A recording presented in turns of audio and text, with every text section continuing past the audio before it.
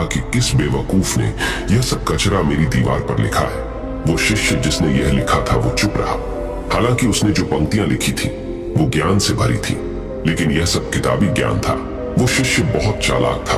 उसने पंक्तियां लिखी पर उसने नीचे अपने हस्ताक्षर नहीं किए, क्योंकि वो स्वयं इसके बारे में निश्चित नहीं था कि ये सही है या नहीं, क्योंकि उसे आत्म साक्षात्कार नहीं हुआ था।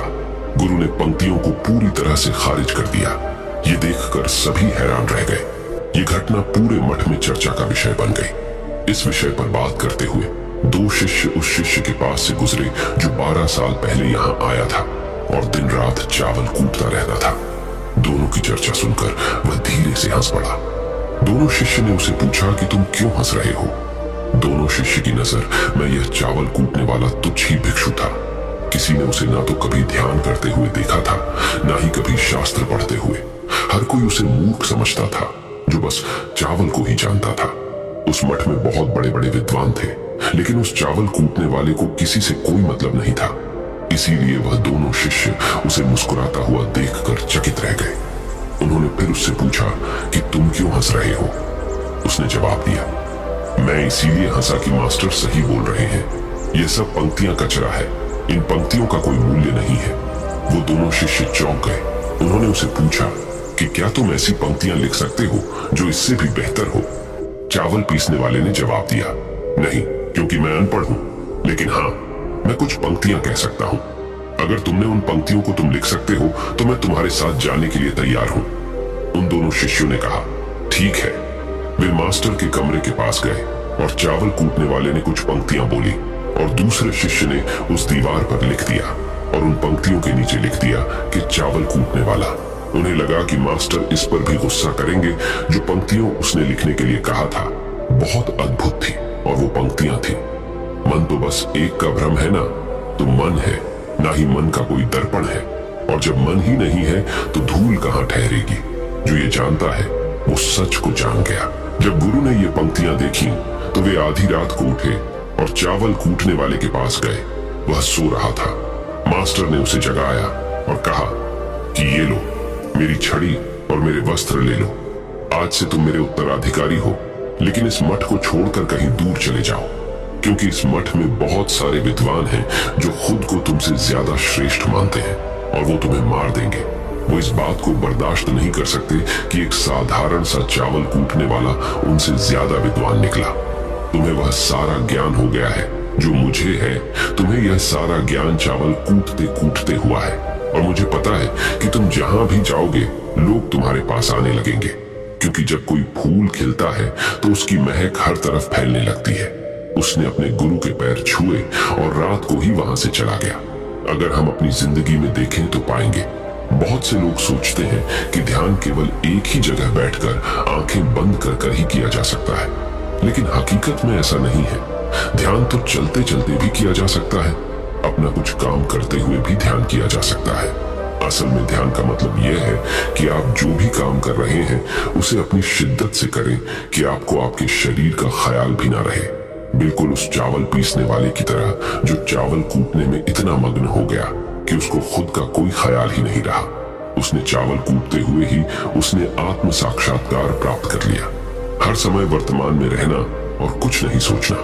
मन तब तक ही है जब तक विचार है। जब विचार ही नहीं रहेंगे तो मन भी गायब हो जाएगा। जब मन ही नहीं रहेगा तभी तुम अपने आप को अच्छे से जान पाओगे। असल में हमें अपने वास्तविक रूप को जानने के लिए कोई अन्य साधना करने की आवश्यकता नहीं है। हम जो कुछ भी कर रहे हैं बस उसमें हमें पूरी तरह से खो जाने की जरूरत है। अपने काम में इस कदर से लीन हो जाओ कि आपका काम भी ध्यान बन जाए। ज्यादा सोचने वाले लोगों के लिए दूसरी रहस्यमयी कहानी अब हम आपको बताएंगे, तो चलिए कहानी की शुरुआत करते हैं। एक गांव में एक आदमी रहता था जो ताले तोड़ने के मामले में एक्सपर्ट था। यानी कि जहां कहीं भी ताले तोड़ने की बात आती थी या लॉक को खोलने की बात आती थी तो उसका नाम सबसे पहले लिया जाता था। एक दिन कुछ समझदार लोगों ने उसकी परीक्षा लेनी चाहिए और उसको बता दिया गया कि आपको इस जगह पर इस तारीख को आना है और ताले को तोड़ना है। जब वह समय के अनुसार तय दिनांक को वहां पहुंच गया तो उसको प्रतियोगिता के नियम समझा दिए गए। आपको एक बॉक्स में बिठा दिया जाएगा और उस बॉक्स को पानी में उतार दिया जाएगा। आपको ताला खोलकर बाहर आना होगा।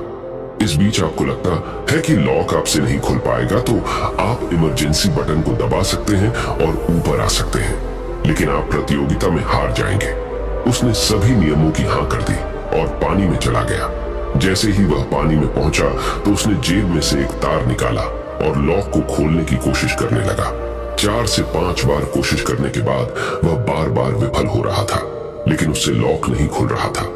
अब ज्यादा समय तक पानी में रहना उसके लिए और भी मुश्किल था, क्योंकि सांस रोकना आसान नहीं था। फाइनली उसने अपना पूरा दिमाग लगाया और एक बार अंतिम प्रयास किया। वह विफल हुआ और उसने इमरजेंसी बटन दबा दिया। धीरे धीरे ऊपर आने लगा। पानी के ऊपर आए बॉक्स को बाहर निकाला गया और हल्का सा धक्का देकर खोला गया। वह अचंभित हो गया कि एक बार भी मेरे दिमाग में यह ख्याल क्यों नहीं आया कि मैं इसको धक्का देकर खोलूं। हो सकता है कि ये लॉक ही ना हो, तो यही होता है जब हम भी बहुत ज्यादा सोचते हैं तो इसका खामियाजा हमें भुगतना पड़ता है। कभी कभी ना सोचने से भी जवाब मिल जाता है। इसलिए किसी ने कहा है कि जो कुछ नहीं करते वह कमाल करते हैं। जी हाँ दोस्तों, ये बात बिल्कुल सही है। कभी कभी दिमाग को जब हम शांत रखते हैं और ठंडे दिमाग से सोचने की कोशिश करते हैं तो हमें बेहतर समाधान मिल जाता है। अब हम आपको बताएंगे कि ज्यादा सोचने की यह बीमारी के मुख्य कारण क्या है, जिससे आपको ज्यादा सोचने की बीमारी हो जाती है। अत्यधिक सोच के कुछ मुख्य कारण। पहला कारण, वर्तमान से ज्यादा भूतकाल या भविष्य के बारे में ज्यादा चिंता करना। आप जो काम अभी कर रहे हैं उससे ध्यान हटाकर अपना ध्यान बीते हुए समय या आने वाले समय पर लगाएंगे तो आप ओवर थिंकिंग के शिकार होते जाएंगे। दूसरा कारण, काम का ज्यादा तनाव होना। जब वर्कलोड ज्यादा होता है तो दिमाग भी तेजी से चलने लगता और यह तनाव का रूप ले लेता है और दिमाग में वो विचार भी आने लगते हैं तो काम से संबंध ही नहीं है और लोग ओवर थिंकिंग के शिकार हो जाते हैं। तीसरा कारण, डर का बना रहना। जब व्यक्ति के अंदर डर होता है, जैसे नौकरी छूट जाने का डर, प्रमोशन न होने का डर, काम में असफल हो जाने का डर, पैसे न मिलने या डूब जाने का डर, व्यक्ति इस डर को लेकर कल्पना करता रहता है। भले ही ऐसा न होने वाला हो, लेकिन धीरे धीरे यह डर उसे जरूरत से ज्यादा सोचने पर मजबूर कर देता है। चौथा कारण, कॉन्फिडेंस की कमी। जब व्यक्ति में किसी काम को करने के प्रति उलझन बनी रहती है तो कॉन्फिडेंस कम होता जाता है, जिसके चलते नकारात्मक विचार दिमाग को घेरना शुरू कर देते हैं और व्यक्ति ज्यादा सोचना और चिंता करना शुरू कर देता है। पांचवा कारण, चीजों के बारे में सकारात्मक से ज्यादा नकारात्मक विचार। जब व्यक्ति छोटी छोटी बातों के नकारात्मक पहलू के बारे में ज्यादा सोचना शुरू कर देता है तो धीरे धीरे व्यक्ति ओवर थिंकिंग का शिकार होता जाता है। क्या ओवर थिंकिंग यानी अत्यधिक सोच से छुटकारा पाया जा सकता है? तो इसका जवाब है जी बिल्कुल। ओवर थिंकिंग यानी अत्यधिक सोच से छुटकारा पाया जा सकता है, हालांकि थोड़ा समय लग सकता है, लेकिन यदि आप नीचे दिए स्टेप्स को फॉलो करते हैं तो आप ओवर थिंकिंग की प्रॉब्लम से यकीनन छुटकारा पा सकते हैं। तो आइए जानते हैं कि ओवर थिंकिंग की समस्या से छुटकारा कैसे पाएं। ओवर थिंकिंग यानी अत्यधिक सोच से छुटकारा पाने के उपाय। ये सब जानते हैं कि पहले विचार दिमाग में आता है, फिर वो क्रिया का रूप लेता है। हमें कोई भी काम सोच समझकर करना बहुत जरूरी है, पर किसी काम को लेकर जरूरत से ज्यादा सोचना और वो बातें भी सोचना जो काम से संबंधित नहीं है, आपको और आपके काम दोनों को नुकसान पहुंचाता है। तो थिंकिंग प्रॉब्लम नहीं है, बल्कि ओवर थिंकिंग प्रॉब्लम है और इसे कम करना जरूरी है। तो आइए जानते हैं ओवर थिंकिंग यानी अत्यधिक सोच से छुटकारा या कम करने के उपायों का। पहला उपाय, स्वीकार करें कि आप जरूरत से ज्यादा सोचते हैं। इस बात को मन से स्वीकार करें कि आप ज्यादा सोचते हैं और आपको ऐसा नहीं करना है। जब आप इस बात को स्वीकार कर लेंगे तो आप इससे छुटकारा पाने के लिए अपने आप को तैयार कर लेंगे। आप ओवर थिंकिंग को लेकर जागरूक हो जाएंगे। जब भी आपको लगे कि दिमाग में फालतू विचार चल रहे हैं, तुरंत उसे वहीं रोक दो और ये सोचना शुरू करो कि आपने सोचना कहां से शुरू किया था। तब आपको मालूम होता जाएगा कि आप कितनी फालतू की बातें सोचकर अपना समय और शक्ति बर्बाद कर रहे हैं। दूसरा उपाय, हमेशा सकारात्मक सोचने की कोशिश करें। क्या गलत हो सकता है कि जगह क्या अच्छा हो सकता है। सोचें। नकारात्मक विचार डराते हैं और आपका दिमाग चिंता से दौड़ने लगता है। जब आप उन नकारात्मक चीजों पर ध्यान केंद्रित करने लगते हैं जो कही हो गई, तो तब आप दिमाग के गुलाम हो जाते हैं। लेकिन जब आप सकारात्मक रूप से सोचते हैं तो दिमाग आपका गुलाम होता है। सकारात्मक रहने का मतलब यह नहीं है कि आप चीजों के सिर्फ एक पहलू को देखें, बल्कि सही और गलत दोनों पहलुओं को देखना जरूरी है। पर केवल नकारात्मक सोचना या ज्यादा नकारात्मक विचार आपको अनुचित सोचने पर मजबूर कर देते हैं। तीसरा उपाय, योग, ध्यान और व्यायाम करें।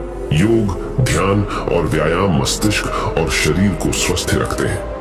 ध्यान काफी लाभदायक है, इसे अपने जीवन का हिस्सा बनाएं।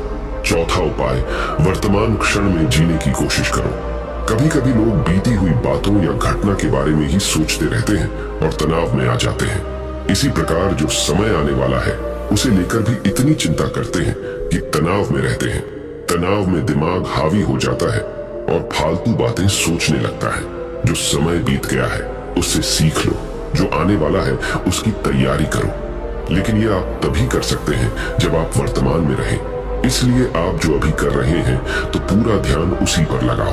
पांचवा उपाय, जो बात आपको परेशान कर रही है उसे लिख लें। आपके सोचने के